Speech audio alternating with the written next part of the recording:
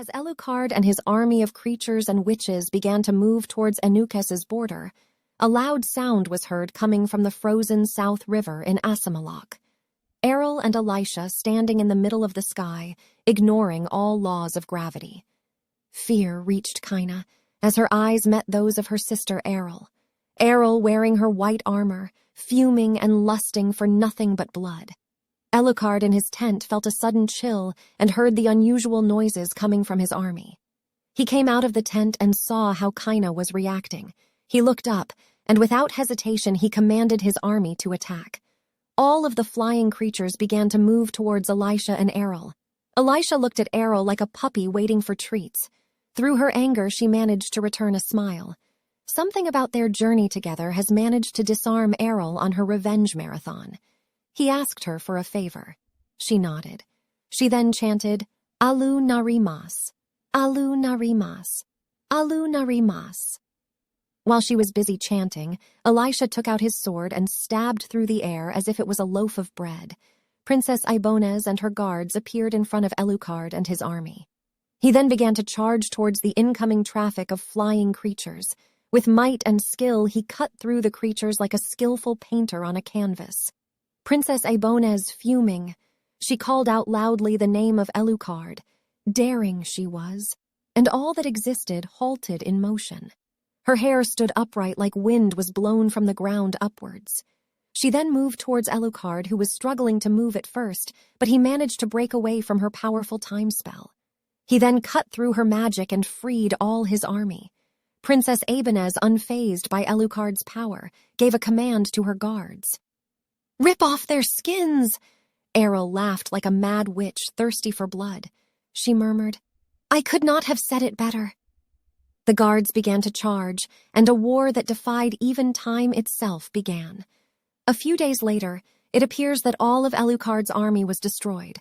Only Kaina, Erucek, and Elucard are left standing. On the other side, Elisha, Princess Ibonez, Teen, Lean, and Errol are standing, and other members of the royal guards looked injured and unable to continue fighting. Errol and the princess face Elucard as Teen and Lean charges towards Kaina, who looks as if she was having fun. While near the frozen mountains, Elisha faces Erucek, whom had half-burned wings, trying by all means to stay in the air. Teen and Lean appears to be struggling against Kaina, but their bond helps them avoid Kaina's fierce attacks. Erucek seems out of breath while Elisha is trying to assess all the ongoing battles. Princess Ibonez charges towards Elucard, but Elucard evades her continuous attacks. He responds by slamming the princess to the ground. He then laughs while pointing his sword at the princess's head. "Look, your princess is no match for me. She is about to die like an insect she is." He then stabs her while Errol is desperately trying to come to her rescue, Elisha shouting, "Stop!" Teen and Lean out of breath with tears flowing from their eyes as they watch Elucard stab the princess. The princess suddenly appears behind Elucard and stabs him. The atmosphere changes as Kaina shouts, "No!" Errol, still charging towards them, also stabs Elucard.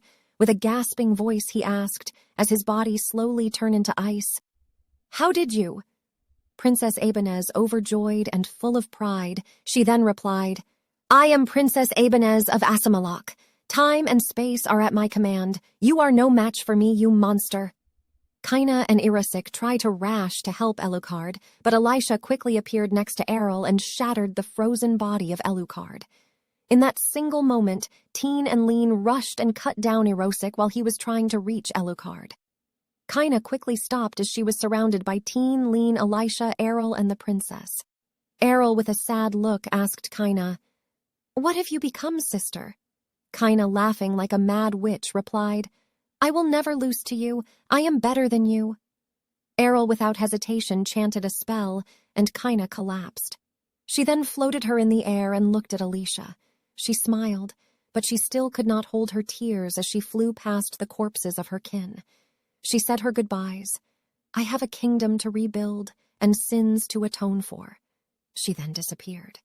Princess Ibonez declared victory, and from the frozen pieces of Elucard, Acimalok was peaceful again.